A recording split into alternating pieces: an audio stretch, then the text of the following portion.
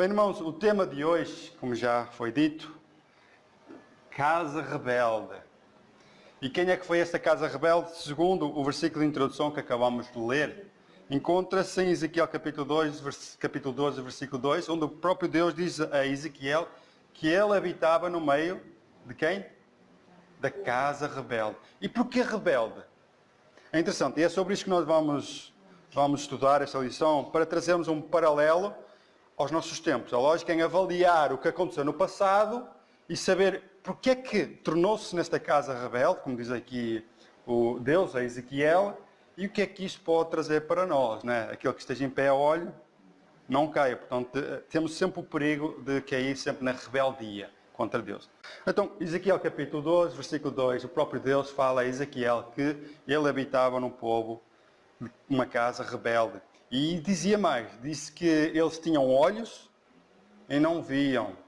E também tinham ouvidos e não ouviam. É interessante que estas palavras, elas estão lá escritas em Salmo 115, onde fala que todos aqueles que adoram a imagens e outros deuses, eles se tornarão como essas imagens. Têm olhos para ver, não veem, ouvidos para ouvir, têm, mas não ouvem, têm pés, mas não andam, enfim. Isso faz uma comparação de Ezequiel com exatamente o que está escrito em Salmos, por causa dos ídolos de adorarem outros deuses.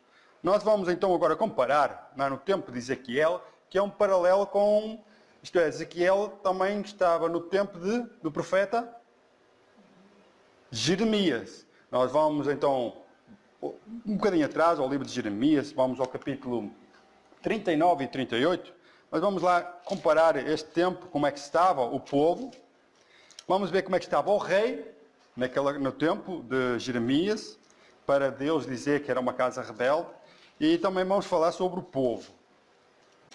Os irmãos sabem quem foi o rei Zedequias?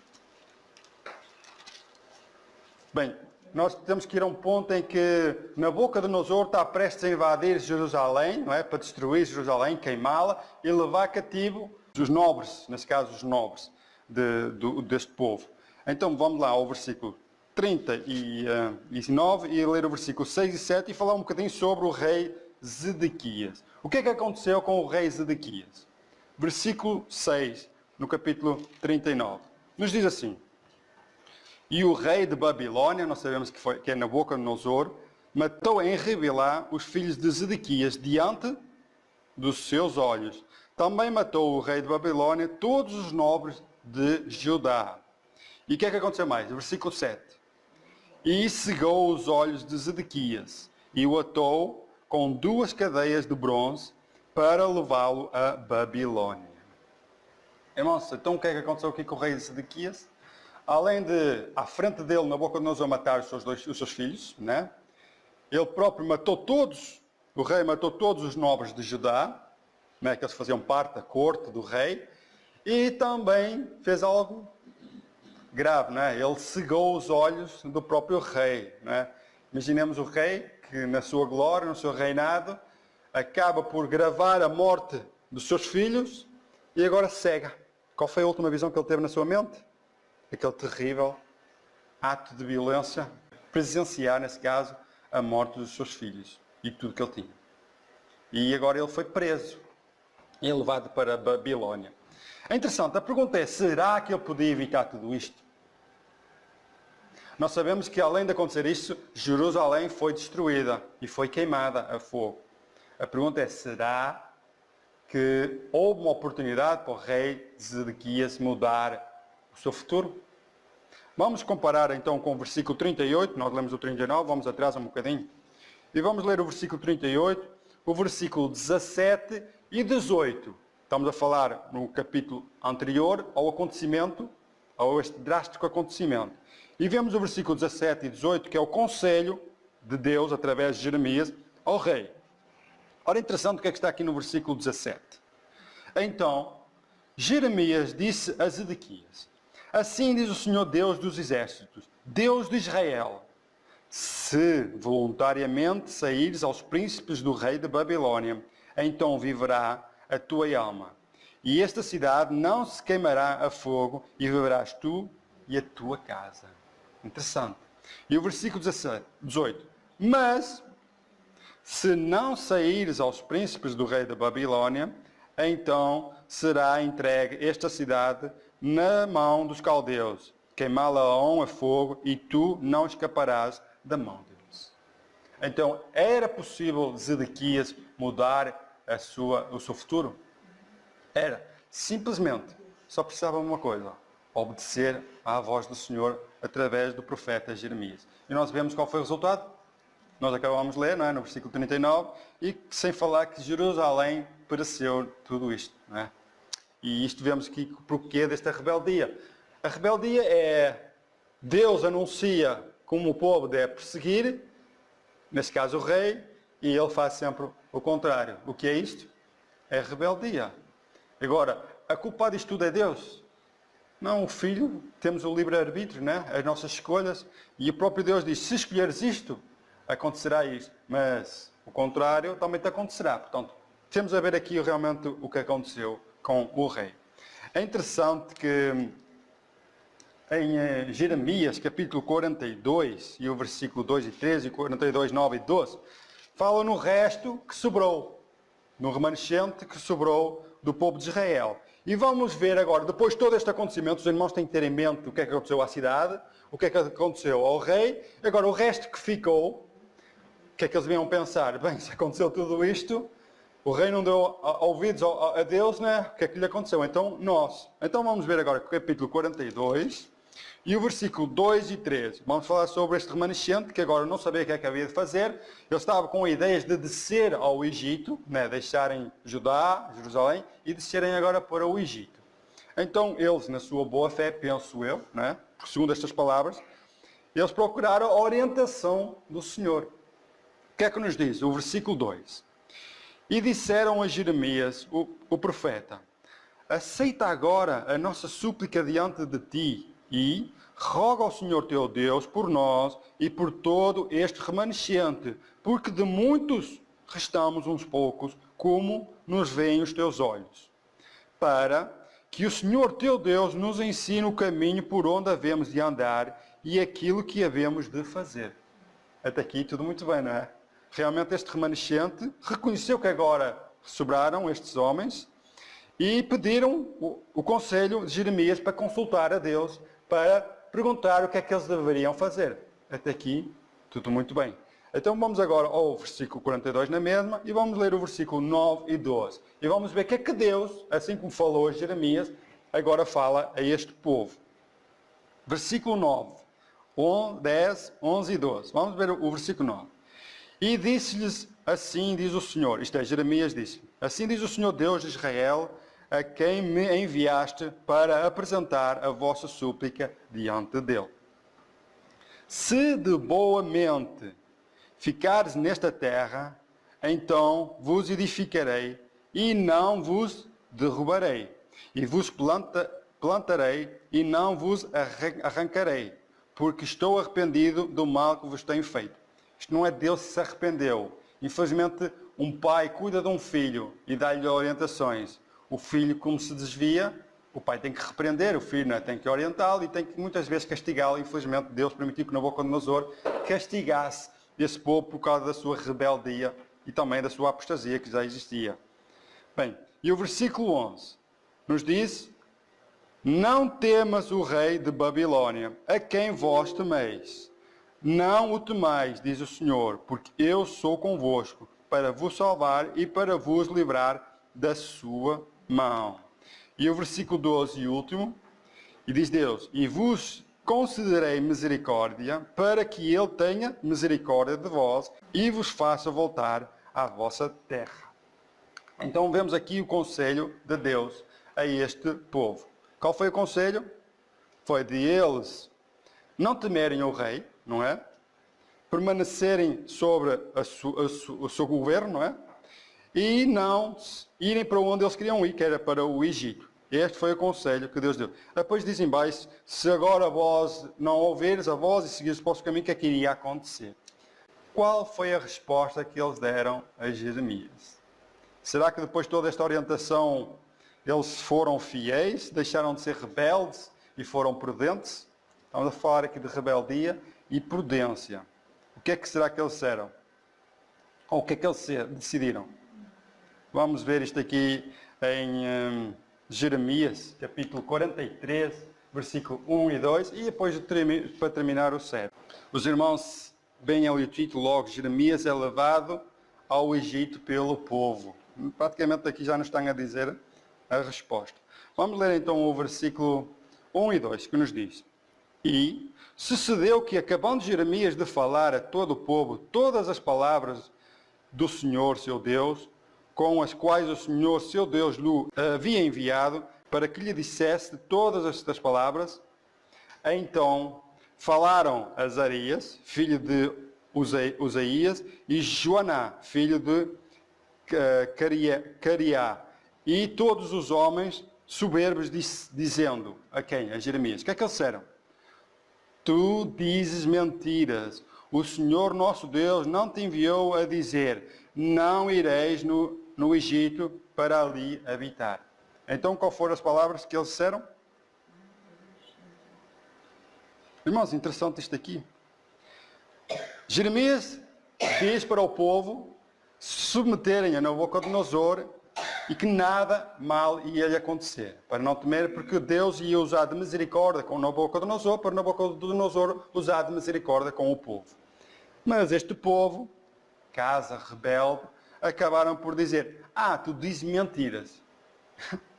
Interessante, quando não dizem aquilo que nós gostamos de ouvir, ele tem demónio, ou ele diz mentira. E que realmente, o que é que aconteceu? Mais uma vez, desobediência. Assim como aconteceu com o rei, tudo isso foi semeado também no povo. E esta rebeldia acabou por Judá ficar sem ninguém. E eles foram para o Egito. Ainda por cima levaram o profeta. Sabem o que é que aconteceu mais tarde? Não sabem o que é que aconteceu mais tarde? Eu vou-vos dizer. Capítulo 44. E vamos ver o que é que eles fizeram no Egito. Aliás, vamos ver o que é que eles faziam em Jerusalém. E vamos comparar o que é que eles foram fazer no Egito. Capítulo 44, versículo 3. Estamos aqui, eles provocaram Deus à ira. E como? Diz assim: por causa da maldade que fizeram para me irarem, o que é que diz aqui? Indo queimar incenso e servir a deuses estranhos que nunca conheceram, nem eles, nem vós e nem vossos pais. Acabaram de cultuar outros deuses, queimando incenso e também fazendo bolos. Nós vamos falar à Rainha do Céu. Rainha do Céu, os irmãos vão ver esse paralelo. Nos diz aqui o versículo 8. Irando-me com as obras de vossas mãos, queimando incenso a deuses estranhos na terra do Egito.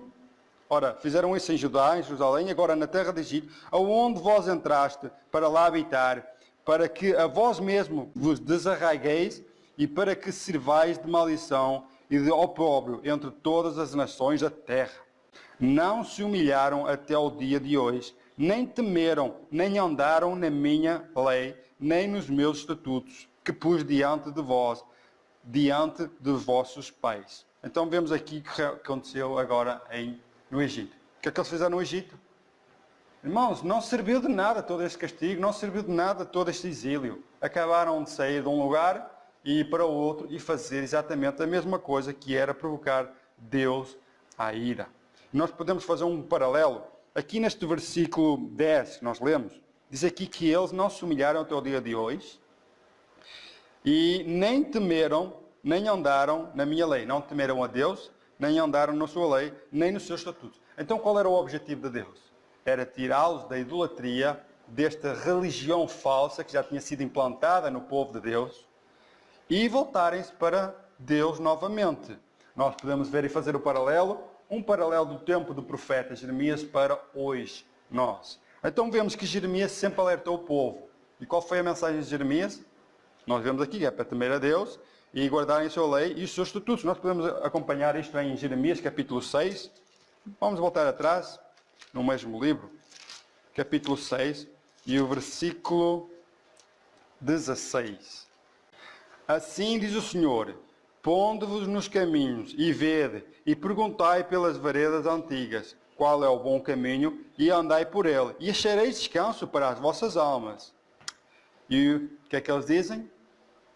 Está escrito: mas eles dizem, não andaremos. nele. Irmãos, se alguém tinha que ter paciência, realmente era Deus.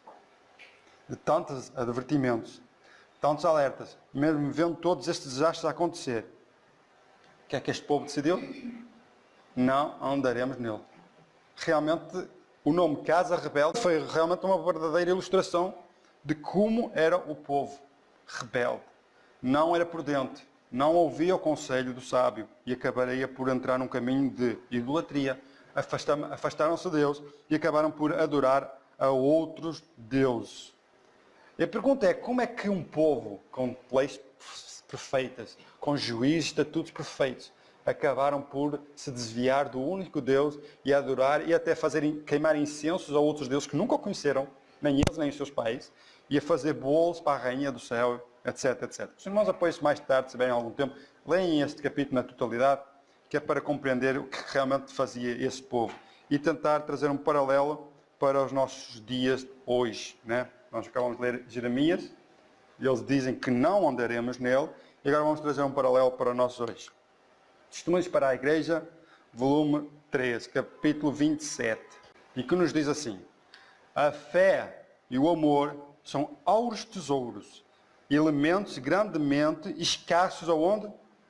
Entre o povo de Deus. Irmãos, isto aqui não é para o povo de Israel. Atenção, isto é para a Igreja. É que se nós estivermos a falar sobre o povo, ok, realmente o povo de Israel, o povo rebelde, realmente fé e amor não havia. Mas o problema aqui é que são escassos entre o povo de Deus. Não quer dizer que não há. Há, mas está em extinção. Diz assim, foi mostrado que a incredulidade nos testemunhos de advertência, animação e reprovação estão afugentando ou afastando a luz do povo de Deus.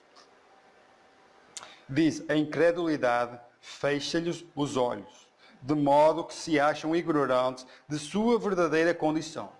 A testemunha verdadeira assim descreve a cegueira deles. Nós acompanhamos isto em Apocalipse capítulo 3, versículo 17, que diz, e não sabes que és um desgraçado, um miserável, um pobre, cego e nu. Esta é a condição nossa hoje. Somos escassos em fé e amor. E diz que a incredulidade ela fecha-nos os olhos de ver a realidade. Irmãos, se agora Deus enviasse um profeta e dissesse, olha, estamos todos mal. Estamos todos cegos, nus, a pensar que estamos todos bem e estamos todos mal. O que é que nós íamos dizer ao profeta? Ele diz mentira.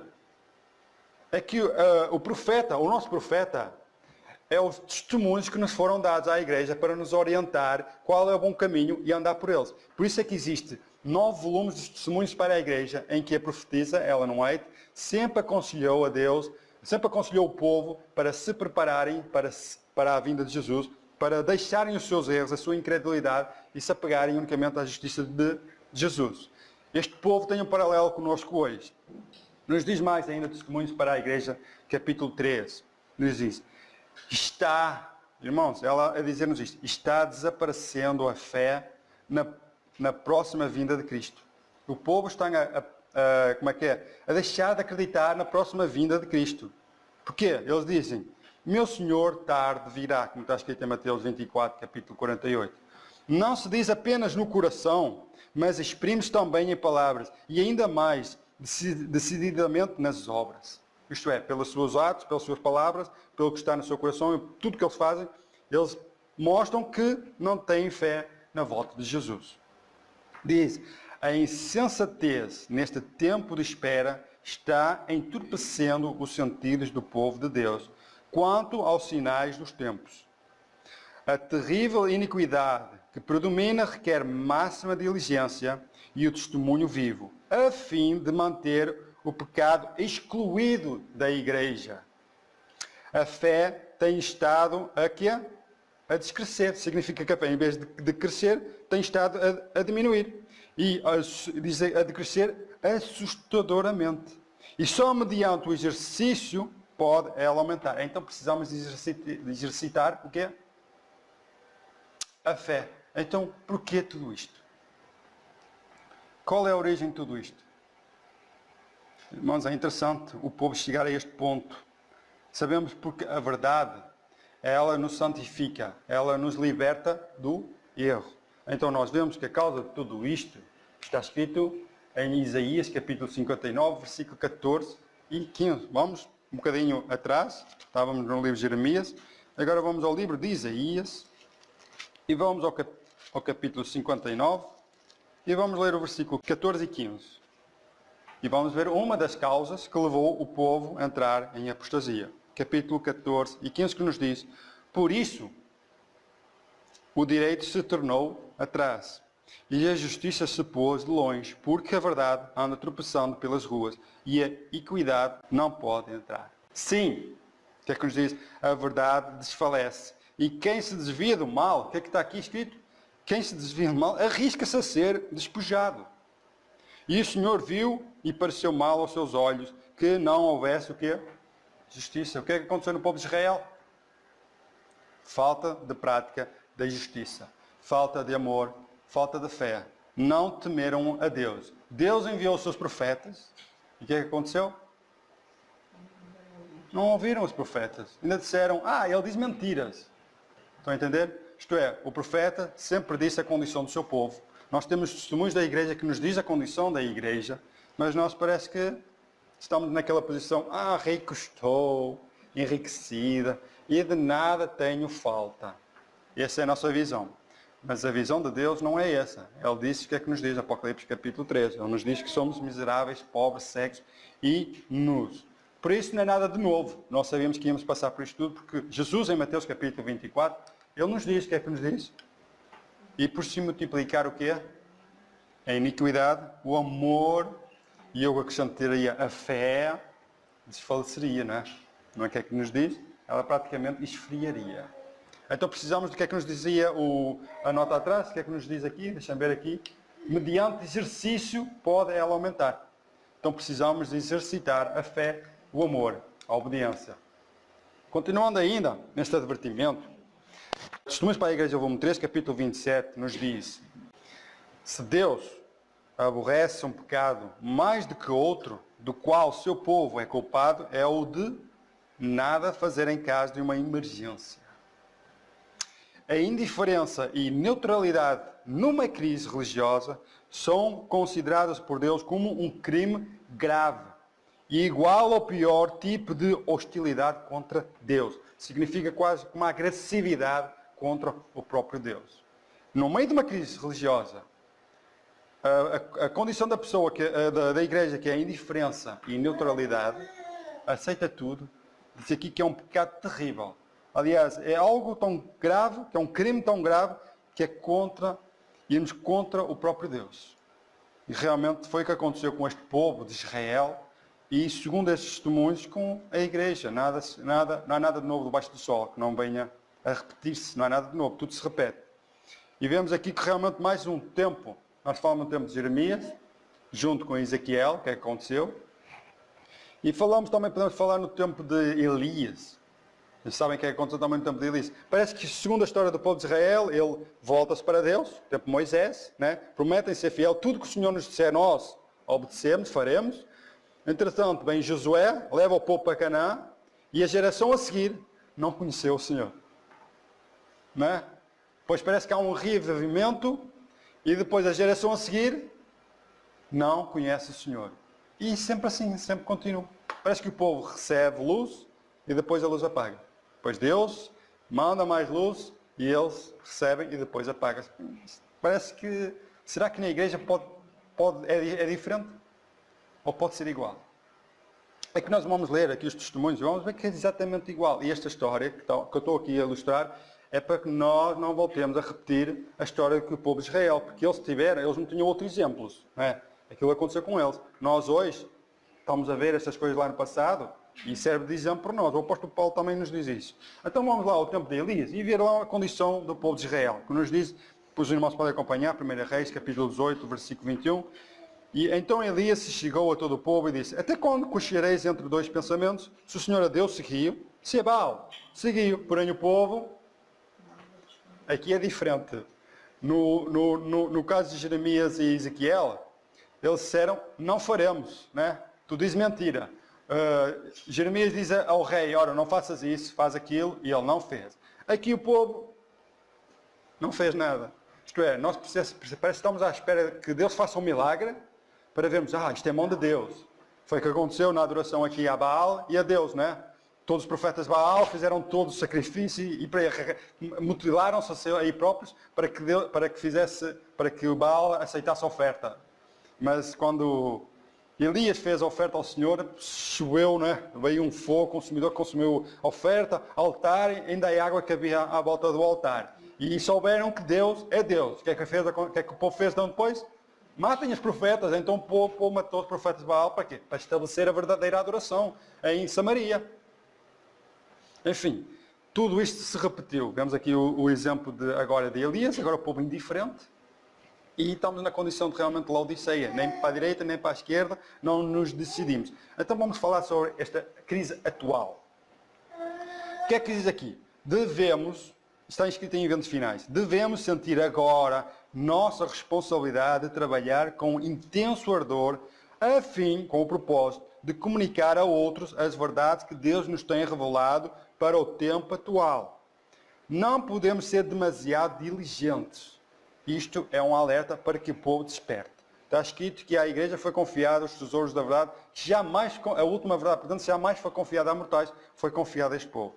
E este povo deve transmitir esta verdade ao mundo prestes a ser destruído, prestes a ser consumido. E continuamos ainda, que é Testemunhos Seletos, volume 2, ou também em Eventos Finais, página 31, que nos diz: o trabalho que a Igreja tem deixado de fazer em tempo de paz e prosperidade, terá de o realizar em terrível crise, sob circunstâncias mais desaminadoras e proibitivas. Significa, em circunstâncias que não há ânimo nenhum, não é? Em terrível crise, e também um tempo em que é proibido transmitir essas mensagens. Então, se nós agora não fazemos isso, irmãos, porque é que estamos à espera? Mas diz que a igreja vai ter que fazer esse trabalho. Compete a nós transmitir a última verdade ao mundo.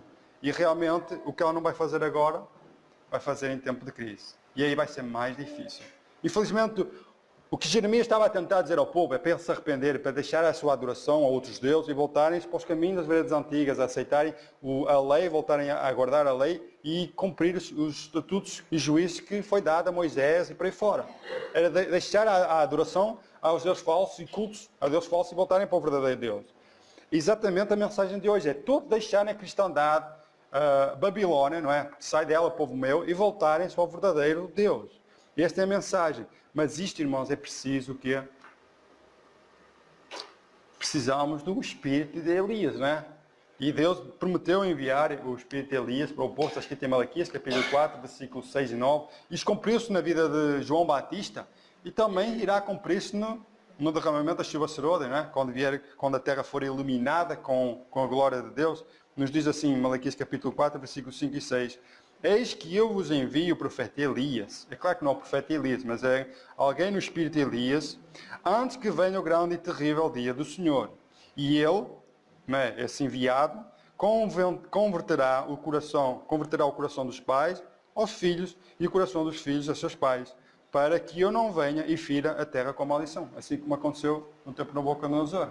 Aqui diz que as famílias, mas irmãos, eu creio que não é na família lá em casa, é na família e na igreja. Os pais da fé, os filhos da fé, os irmãos da igreja, parece que estão divididos, estão separados, não se reconciliam, não aceitam um, outro não aceita, ou tem a sua maneira de pensar, outra a sua, e acabam por se desviar do quê?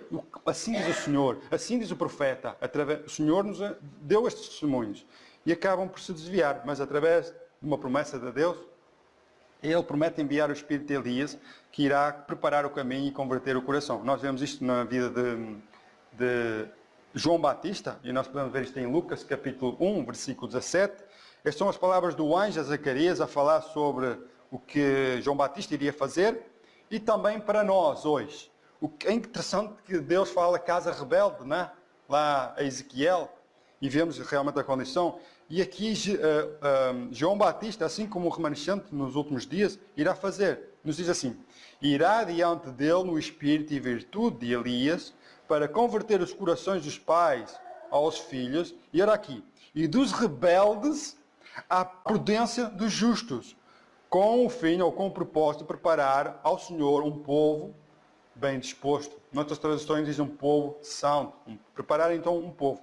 Então é o que nós precisamos. É que Deus derrame sobre nós o seu Espírito para concluir esta obra. E este exemplo, irmãos, não podemos ver isto como um castigo.